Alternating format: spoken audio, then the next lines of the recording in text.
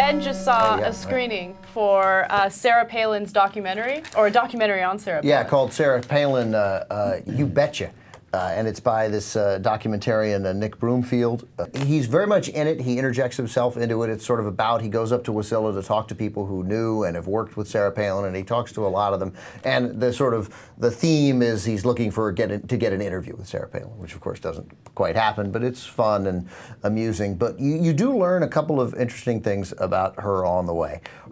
And I guess if you read stories carefully and if you'd followed it, with the intensity that he has, you'd know, I suppose, as many people will, her vindictiveness is unprecedented in American politics. And I think she doesn't get it, is that no significant politician would have made it far in American politics without, at some point, this understanding that, no, man, people who are your enemies, at some point, you're going to have to work with them, and you're going to use them, and that's good. If you didn't help her, you're done. You're gone. She cut you.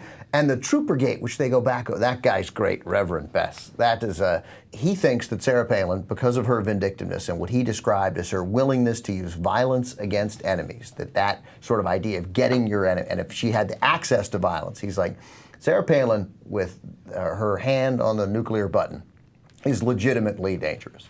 Is terrible because she doesn't think things through.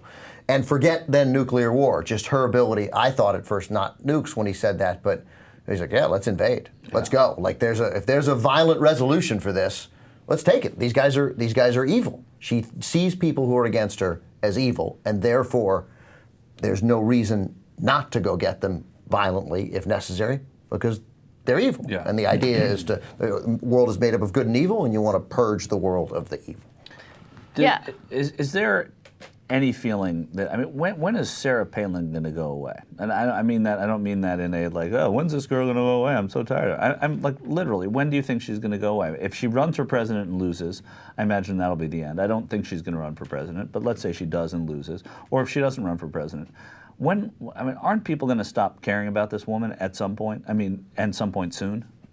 Well, I think when she runs when she doesn't, well, if she runs and is insignificant, that's almost the worst thing she could do, which is why I think I just figured out here, which is why she won't run. She doesn't want to be insignificant. She loves the money. I can't blame her for that. Loves getting big money to go to these speeches. You saw him trying to find her at a speech in Oklahoma. She was wearing these great boots. She looked so good. She looked so good, really. Like, whoa, man. But I digress. But so she loves that, and I think she wants to. I think she wants to be a rich person, a really rich person, and make these books and be relevant. And I think if she runs, and the outcome is what you suggest, Michael, that suppose she just does nothing, and sort of it's Newt Gingrich and fades away and has to drop out, then it's going to be harder to pay a lot of attention to her. Yeah, there's no way she's going to run. I'm not even thinking about that. But one thing that she's really good at is remaining in the public eye.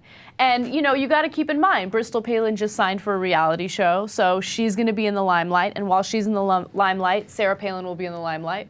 There were some great stories. I don't want to get to, first of all, I liked it. It was seen as a hit job, but this guy's a competent, entertaining filmmaker. Could have been much worse of a hit job. There were a couple times that he mentioned the National Enquirer stories alleging the marital infidelities.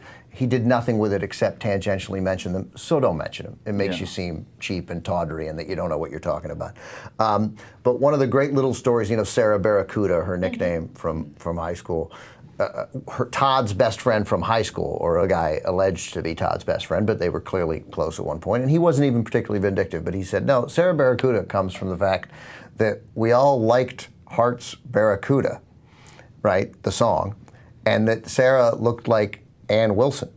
So we just called her Sarah Barracuda, because the song it's exactly the right time for the song. Anna? No. Barracuda. Oh, okay, yes, I do know that song. It's not like because she was tenacious. She was right. No, she was just she looked like a sharp-toothed fish in the sea. Right. She looked like Ann Wilson, and the song was there, and so he said, I was like, hey, Sarah Barracuda. Like that was it. Right. It was not. I like that she took it and twisted it in a way that makes her look better. Yeah. The documentary's worth seeing. Oh, that's what I was about to ask you. And we'll have a review of it this week on What the Flick.